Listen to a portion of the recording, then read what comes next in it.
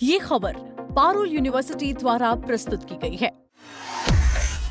दुनिया की नज़र इन दिनों ईरान और अमेरिका के बीच हुए समझौते पर टिकी हुई है। दोनों देशों के बीच एमओयू साइन हो चुका है, जिससे युद्ध रुकने की उम्मीद जगी थी। लेकिन अब ईरानी राष्ट्रपति मजूद पेजेस्कियान ने साफ कहा है कि तय किए गए समझौते से बाहर की बातें मदद नहीं करेंगी। उनका कहना है कि दोनों देशों के बीच युद्ध को लेकर आगे की प्रगति इस बात पर निर्भर करेगी कि दोनों पक्ष अपने वादों को कितनी बारीकी से पूरा करते हैं। इस बयान के बाद एक बार फिर से पश्चिम एशिया में तनाव बढ़ने की उम्मीद जग गई है।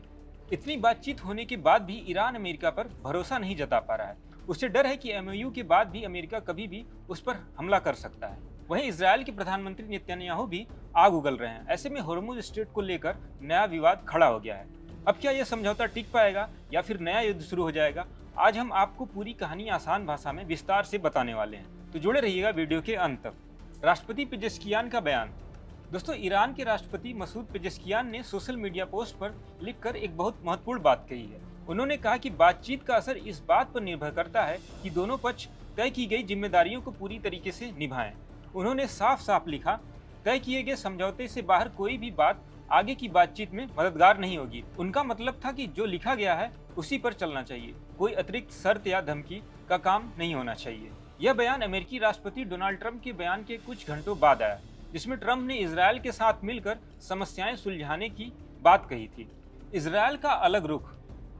दोस्तों, इधर इजरायल प्रधानमंत्री बेंजामिन नेतन्याहू ने अमेरिकी ईरान समझौते को लगभग नजरअंदाज करते हुए कहा कि वे दक्षिणी लेबनान में अपनी सेना बिल्कुल नहीं हटाएंगे। उन्होंने कहा, चाहे बातचीत हो या समझौता, जब तक मैं प्रधानमंत्री हूं, ईरान के पास कभी परमाणु हथियार नहीं होंगे। नेतन्याहू ने इजरायली रक्षा बलों को सुरक्षा क्षेत्र में बने रहने के आदेश दिए हैं। यह बयान ईरान के लिए चिंता का सबब बन गया है, क्योंकि समझौते में क्षेत्रीय शांति का भी जिक्र किया गया था। गरीबाबी ने अगले चरण की जानकारी दी। ईरान के उप विदेश मंत्री काजिम गरीबाबी ने विस्तार से बताया कि आगे की बातचीत कैसे चलेगी। स्विट्जरलैंड में 21-22 जून को हुई बैठक के बाद अब 4 वर्किंग ग्रुप बनाए गए हैं। ये ग्रुप इन मुद्दों पर काम करेंगे: प्रतिबंध हटाना, परमाणु मुद्दा, आर्थिक पुनर्निर्माण और विकास, और इसके अलावा समझौते की निगरानी और उसे लागू करना। गरीबाबी ने कहा कि पाकिस्तान के प्रधानमंत्री शहबाज शरीफ और कतर के प्रधानमंत्री भी इसमें शामिल रहेंगे। साथ ही ईरान के संसद अध्यक्ष मोहम्मद बागेर गलीबाफ, विदेश मंत्री अब्बास अरागची, अमेरिकी उपराष्ट्रपति जेडी वेंस भी बातचीत में हिस्सा लेंगे।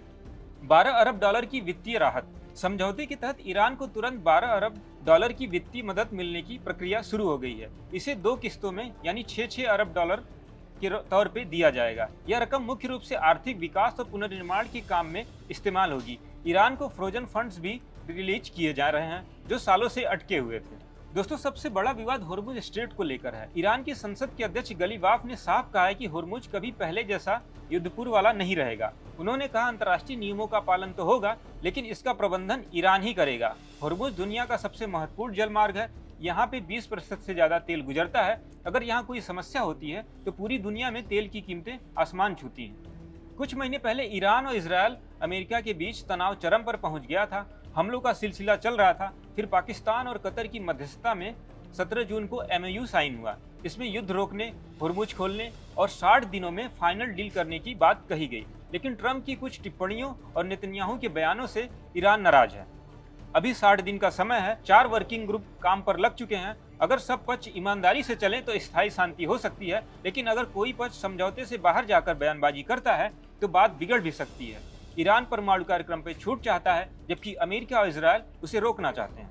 दोस्तों, दुनिया युद्ध नहीं, शांति चाहती है। ईरान अमेरिका समझौता एक अच्छी शुरुआत है, लेकिन इसे निभाना दोनों पक्षों की जिम्मेदारी है। अब देखना होगा कि अगले कुछ हफ्तों में बातचीत किस दिशा में जाती है। अगर सफलता मिली तो मध्य पूर्व में नई शांति का दौर शुरू हो सकता है, लेकिन असफलता हुई तो फिर से तनाव चरम पे चढ़ सकता है। आपको क्या लगता है, यह समझौता टिकेगा या नहीं? कमेंट करके जरूर बताएं। वीडियो पसंद आए तो लाइक करें, शेयर करें, चैनल को सब्सक्राइब करना ना भूलें। ऐसी ही और जानकारी के लिए जुड़े रहिए दैनिक जागरण के साथ।